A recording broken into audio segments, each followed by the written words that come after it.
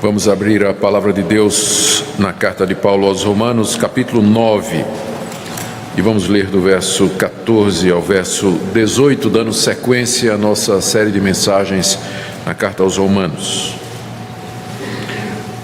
Romanos, capítulo 9, de 14 a 18. Enquanto os irmãos procuram, nós damos as boas-vindas às pessoas que nos visitam. Nós as recebemos com muito carinho e alegria, e a nossa oração é que Deus as abençoe juntamente conosco no culto dessa noite. Romanos 9, de 14 a 18. Ouçamos a leitura. Que diremos, pois? A injustiça da parte de Deus? De modo nenhum. Pois ele diz a Moisés: terei misericórdia de quem me aprouver ter misericórdia, e compadecer-me-ei de quem me aprouver ter compaixão. Assim, pois, não depende de quem quer ou de quem corre, mas de usar Deus a sua misericórdia. Porque a Escritura diz a Faraó: para isso mesmo te levantei, para mostrar em ti o meu poder e para que o meu nome seja anunciado por toda a terra. Logo tem ele misericórdia de quem quer e também endurece a quem lhe apraz. Oremos. Ó Pai, pedimos direção e iluminação do Teu Espírito Santo na compreensão da Tua palavra. Faz com que a Tua revelação, que aqui nos foi dada, seja usada pelo Teu Espírito para nos conduzir no caminho da verdade, endireitar os nossos caminhos e confortar o nosso coração. Pedimos assim que Tu apliques essa palavra a todos que nos ouvem. Em nome de Jesus é a nossa oração. Amém. Queridos, conforme nós temos visto na nossa série de mensagens na carta aos Romanos, o propósito de Paulo aqui, nessa seção do capítulo 9 até o capítulo 11, é explicar os motivos pelos quais a nação de Israel, a maioria dos judeus, havia rejeitado a Jesus Cristo e a mensagem dos seus discípulos. E essa rejeição, ela levantava a questão da fidelidade de Deus, porque Deus havia feito muitas promessas à nação de Israel. Deus havia chamado Abraão, feito uma aliança com ele e com os seus descendentes, que envolvia uma terra, uma descendência e um reino. Mas agora a maioria da nação havia rejeitado aquele que seria o Messias, que era Jesus Cristo. E a questão é, como é que fica a palavra que Deus empenhou à nação de Israel? As suas promessas falharam? O que ele havia dito aos filhos de Abraão, tudo aquilo falhou? Aquela salvação e aquele reino que ele havia prometido aos descendentes não seriam dados aos filhos de Abraão? E Paulo então responde a essa questão. Nós vimos isso na mensagem anterior, com o conceito do Israel espiritual dentro do Israel étnico. E ele diz, capítulo 9, que nós estamos estudando a partir do verso 6, ele diz: não vamos pensar que a palavra de Deus falhou. Aí ele diz: porque nem todos os de Israel são israelitas. Segundo, nem todos os descendentes de Abraão são seus filhos. Estou no verso 7. Terceiro, os filhos de Deus, de entre os descendentes de Abraão, são contados a partir da promessa e não da carne. Verso 9, e ele dá dois exemplos. Deus escolheu Isaque e não Ismael, e os dois eram filhos de Abraão.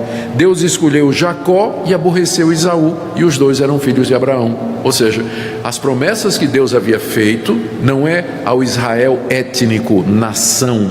Não basta ser filho de Abraão, descendente de Abraão, judeu de carne de nascimento.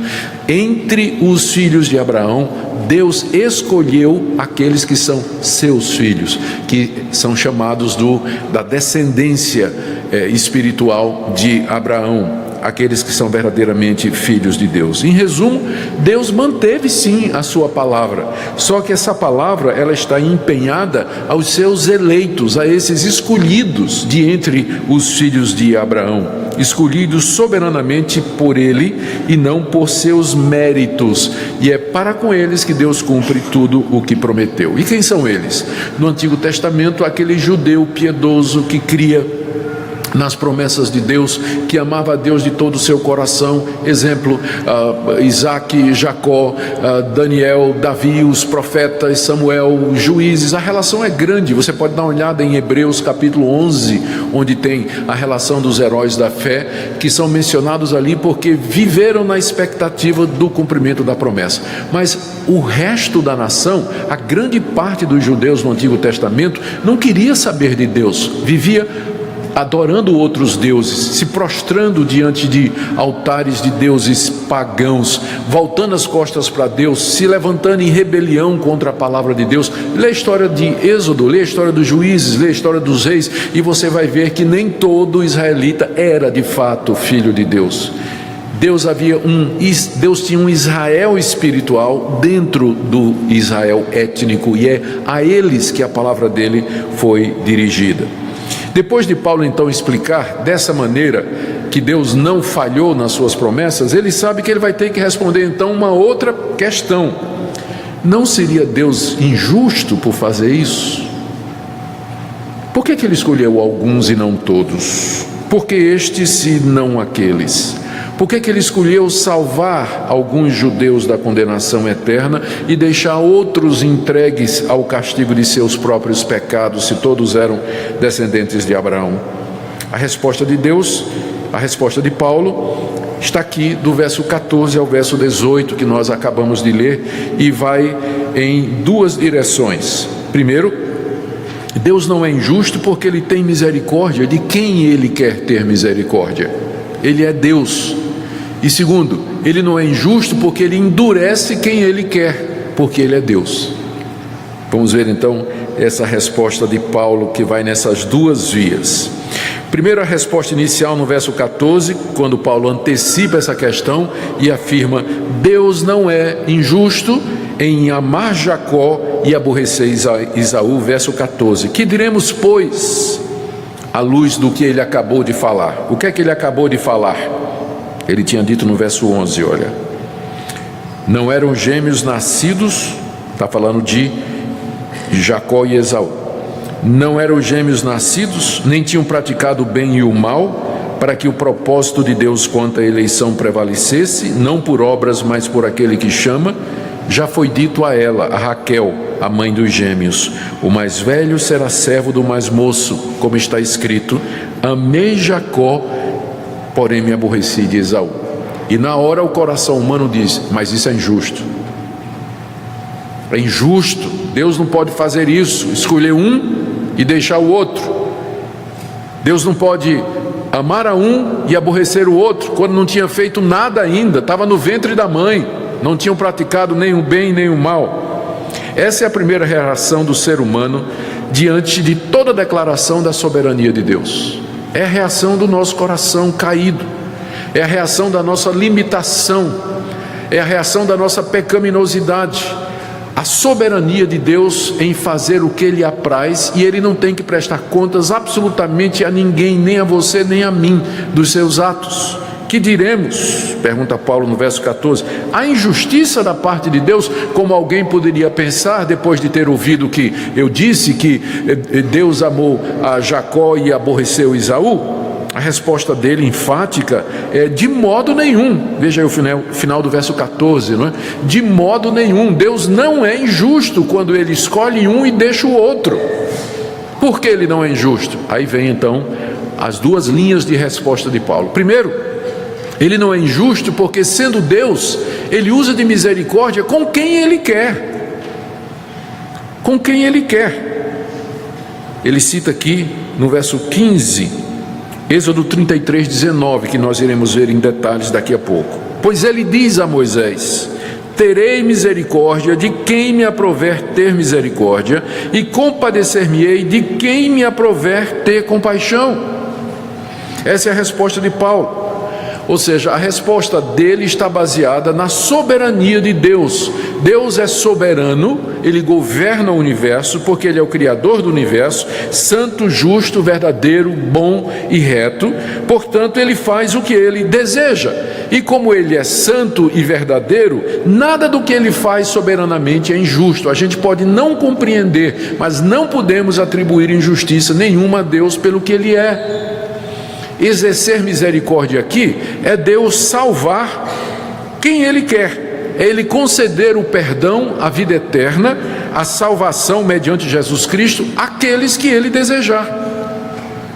E Ele faz isso de acordo com a sua soberana vontade. Paulo embasa essa passagem aqui, ele embasa essa declaração em duas passagens do Antigo Testamento. A primeira está lá em Êxodo capítulo 33, verso 19, e eu quero chamar a sua atenção para essa passagem. O que é que aconteceu? É preciso entender o contexto em que a declaração foi feita, para que nós possamos ver o que é que Paulo está fazendo aqui. Nós vamos voltar um pouquinho, é Êxodo 32. O povo de Israel havia pecado contra Deus e havia feito um bezerro de ouro, e estava adorando o bezerro enquanto Moisés estava no alto do Monte Sinai recebendo os 10 mandamentos. O povo achou que Moisés estava demorando muito e disseram: vamos fazer um Deus para nós, porque esse Deus de Moisés demora muito. Esse culto ao Deus de Moisés leva 40 dias, a gente quer um culto mais curtinho, negócio melhor, vamos fazer um bezerrinho de ouro aqui e vamos adorar. Uma alternativa ao culto verdadeiro. O povo fez o bezerro e estava adorando. Deus então irou-se contra o povo, Êxodo 32, de 1 a 10, e disse que ia destruir aquele povo. Deus mal tinha libertado o povo do Egito e disse que ia destruir o povo porque era um povo idólatra, que não queria andar nos caminhos de Deus. Moisés então intercede pelo povo, Êxodo 32, de 11 a 24, e manda matar os idólatras, aqueles que adoraram o bezerro de ouro, e pede a Deus que Deus não os abandone, que Deus continue com eles até a terra prometida. Você pode ver depois Gênesis 32, de 25 a 35, é o pedido de Moisés.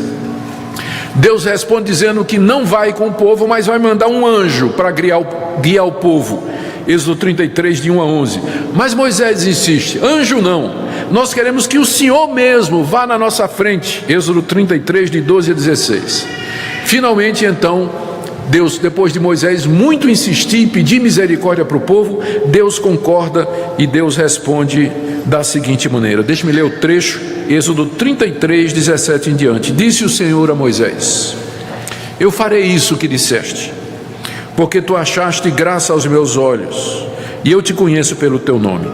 Aí Moisés vai mais um pouquinho além e diz assim: rogo-te que me mostres a tua glória. Eu quero ver a tua face, quero ver a tua presença, Deus, já que o Senhor aceitou a minha oração. Resposta de Deus no verso 19: farei passar toda a minha bondade diante de ti, e te proclamarei o nome do Senhor. Terei misericórdia de quem eu tiver misericórdia, e me compadecerei de quem eu me compadecer. O que é que Deus está dizendo a Moisés aqui? Moisés, eu vou atender os teus dois pedidos. Primeiro, eu vou com o povo, mas eu vou fazer isso não é porque o povo merece. Eu vou fazer isso porque eu quero ter misericórdia desse povo, porque eu terei misericórdia de quem eu quiser ter misericórdia. E eu também vou te mostrar a minha glória, mas eu faço isso não é porque você merece, mas é porque eu mostro misericórdia a quem eu quero mostrar misericórdia, e eu tenho compaixão de quem eu quero ter compaixão. Eu vou atender o teu pedido, mas fica muito claro que não é por merecimento seu, mas é porque eu quero atender, eu mostro misericórdia e compaixão a quem eu quero. Esse é o episódio aqui no livro de Gênesis, que Paulo agora cita, vamos lá para Romanos, que Paulo cita em Romanos 9, para responder a pergunta: há injustiça da parte de Deus quando ele escolheu Jacó e aborreceu Esaú? Quando ele escolhe um e deixa o outro? Resposta de Paulo: de maneira nenhuma, porque já lá no Antigo Testamento, na história bíblica toda, nós sabemos que Deus usa de misericórdia com quem ele quer, e ele tem compaixão de quem lhe aprouver. E a conclusão de Paulo está aí no verso 16: assim, não depende de quem quer ou de quem corre, mas de usar Deus a sua misericórdia. Não depende de quem quer ou de quem corre, ou seja, o propósito de Deus na eleição, o seu propósito salvador que ele menciona no verso 11, ele não depende do querer e do agir humano, mas de Deus usar de misericórdia com a raça humana. Na verdade, para que nós sejamos salvos, nós precisamos querer e precisamos correr. Só que isso não vem de nós. Nós não conseguimos querer e não conseguimos correr. A misericórdia de Deus consiste exatamente nisso, que Ele habilita pecadores de entre a raça humana a querer e a correr para poderem ser salvos. Tudo depende de Deus usar a sua misericórdia. Não depende do desejo ou do esforço humano, não depende do que as pessoas querem ou fazem, porque elas nunca vão querer ou fazer o suficiente.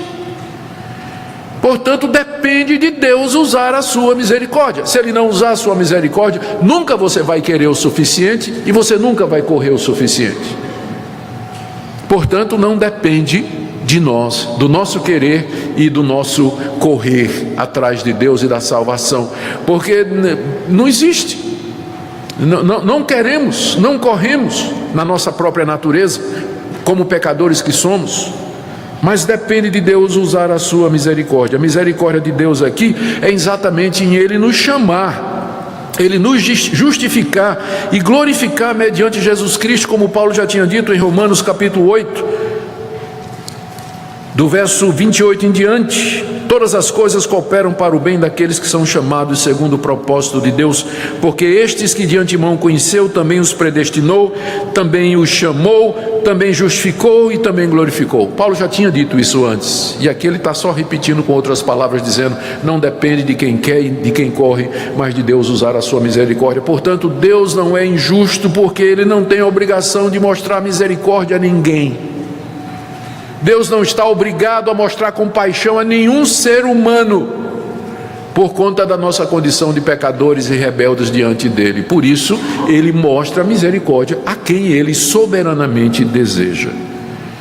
E quais são os critérios pelos quais Deus mostra misericórdia e compaixão a um e não a outro? Isso não nos é revelado. Isso faz parte dos desígnios secretos de Deus que a Bíblia não nos permite adentrar.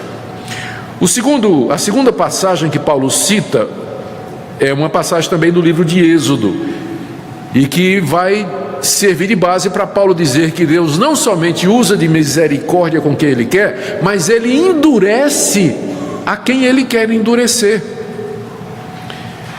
E a passagem é Êxodo capítulo 9, de 13 a 16, a famosa história de Faraó.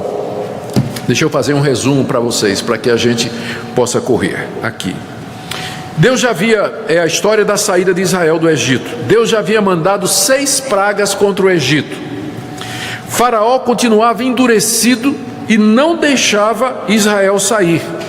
E Deus então aparece a Moisés e manda que ele anuncie a 7ª praga e também o motivo pelo qual ele ainda não havia destruído Faraó e toda a terra do Egito. Eu vou ler Êxodo capítulo 9, de 13 a 16. Disse o Senhor a Moisés: levanta-te pela manhã, apresenta-te a Faraó e diz a ele: assim diz o Senhor, deixa sair o meu povo. Pois dessa vez enviarei todas as minhas pragas sobre o teu coração, Faraó, e sobre os teus oficiais, sobre o teu povo, para que saibas que não há quem me seja semelhante em toda a terra. Pois já eu poderia ter estendido a mão para te ferir e o teu povo com pestilência, e terias sido cortado da terra. Eu já podia ter destruído você, Faraó, fazendo assim, se eu quisesse. Mas para isso eu te mantive, ou seja, eu te poupei e te mantive como rei do Egito até agora, a fim de que em ti eu mostre o meu poder e para que meu nome seja anunciado em toda a terra. Deus aqui revela a razão pela qual Faraó não tinha deixado o povo sair até ali. Deus não somente o havia levantado como rei do Egito, mas Deus o mantivera endurecido até aquele momento, porque a cada endurecimento do coração de Faraó, Deus mandava mais uma praga, e ficava claro o poder de Deus, a autoridade de Deus sobre não somente Faraó, mas sobre os deuses do Egito. O alvo de Deus era mostrar o seu poder mediante esses milagres que Ele estava mandando e ainda mandaria. Ele queria que essa história da libertação do seu povo do Egito, das garras desse rei poderoso e endurecido, fosse contado em toda a terra, anunciado entre as nações. Essa é a razão, e agora é isso que Paulo cita aqui em Romanos 9. Vamos voltar para Romanos 9.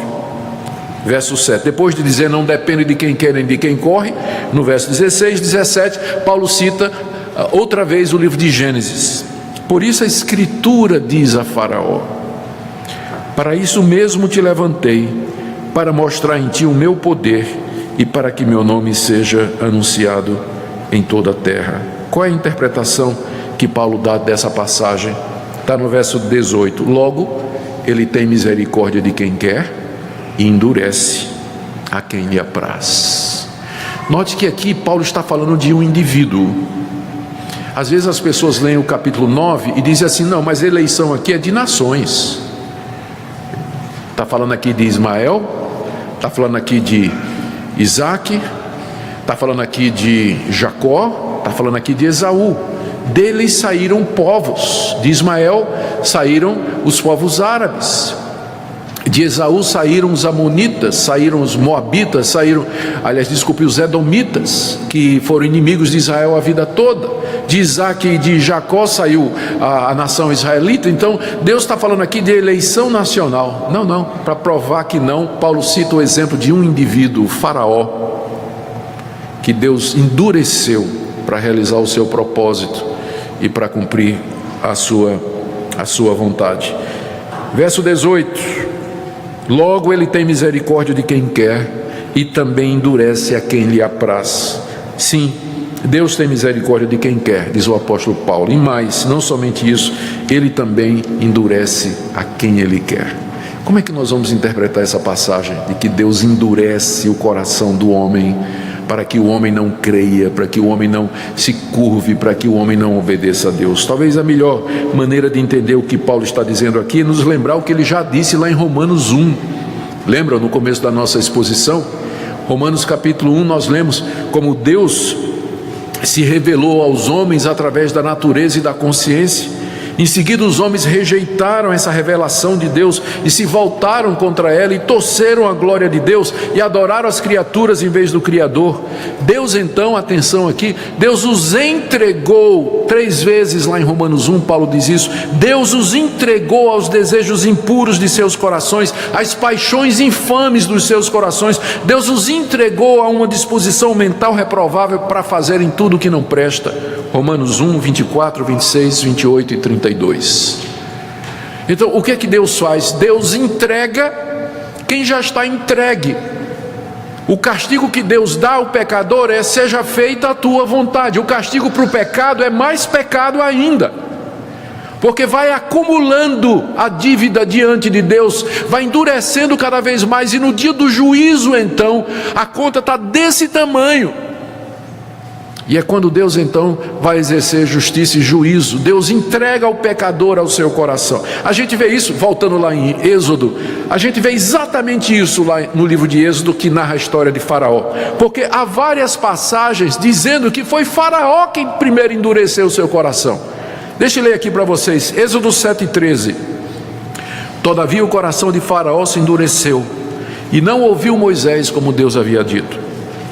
Os magos do Egito fizeram o mesmo com suas ciências ocultas, de maneira que o coração de Faraó se endureceu e ele não ouviu o que Deus dizia. Os magos disseram a Faraó: isso é o dedo de Deus. Porém o coração de Faraó se endureceu e não os ouviu como o Senhor tinha dito. Tendo visto Faraó que cessaram as chuvas, as pedras e os trovões, tornou a pecar e endureceu o coração, ele e os seus oficiais, e assim de coração endurecido, Faraó não deixou sair os filhos de Israel. Então veja, são pelo menos, eu anotei aqui, 4 passagens, onde 6 vezes é dito que Faraó endureceu o seu coração. E ao lado dessas passagens tem outras que vão dizer: porém, o Senhor endureceu o coração de Faraó, Êxodo 9:12. Êxodo 10:20, o Senhor endureceu o coração de Faraó. Livro de Êxodo, capítulo 11, verso 10. Moisés e Arão fizeram todas essas maravilhas perante Faraó, mas o Senhor endureceu o coração de Faraó e não permitiu que saísse da sua terra os filhos de Israel. E Êxodo 14:8, porque o Senhor endureceu o coração de Faraó, rei do Egito, para que perseguisse os filhos de Israel. A conclusão que nós chegamos é essa. O que Paulo quer dizer com Deus endurece a quem lhe apraz?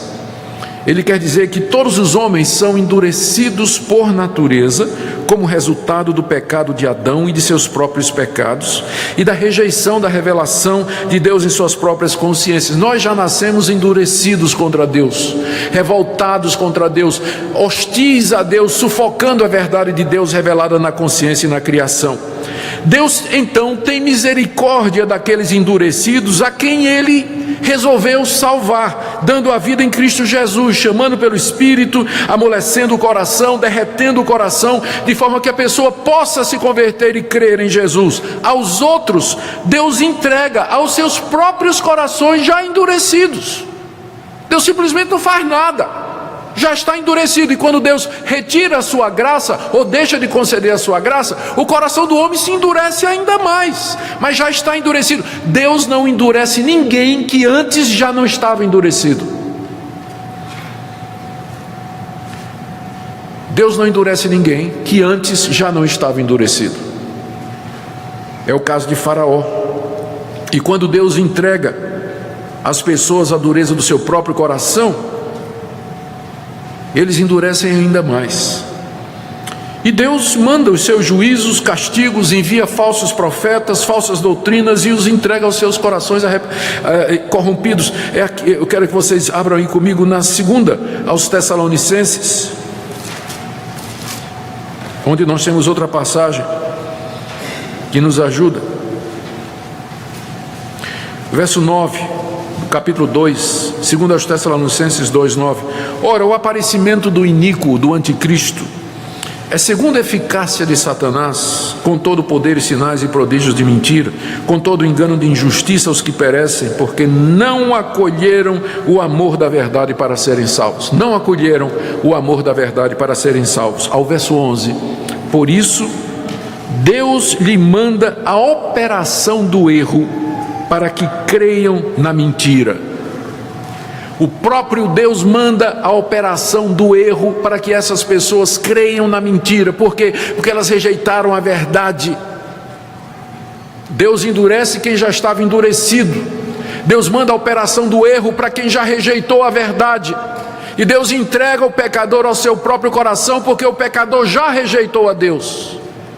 Voltamos agora para Romanos 9. E agora a gente entende o que Paulo quer dizer no verso 18. Logo, Ele tem misericórdia de quem Ele quer, mas também endurece a quem lhe apraz. Ele endurece a quem apraz. O que é que nós podemos aprender disso tudo, queridos? Alguns pontos aqui para nós concluirmos. O ensino bíblico sobre a soberania de Deus na salvação de pecadores sempre provoca questionamentos, críticas, reações indignadas da parte de pessoas, até da parte de pessoas que se declaram crentes. Eu tenho ouvido muita coisa quando eu falo sobre isso, e às vezes de gente evangélica, não é?